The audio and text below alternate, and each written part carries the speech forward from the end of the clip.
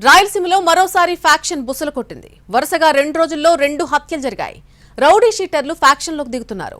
రాజకీయ అండదండలతో రాక్షసత్వాన్ని తెగబడుతున్నారు. కర్నూలు సరీన్ నగర్లో టీడీపీ నేత సంజన్న హత్య చేశారు. పాత కక్షలే ఈ హత్యకు కారణంగా తేలింది.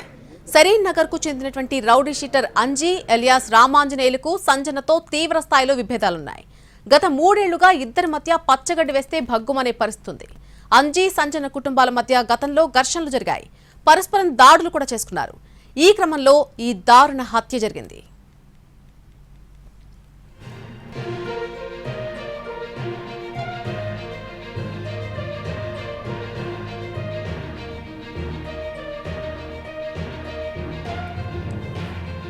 ఇక చిత్తూరు జిల్లా పుంగనూరు మండలంలో జరిగిన రామకృష్ణ హత్య కేసులో ప్రభుత్వం చర్యలు మొదలుపెట్టింది.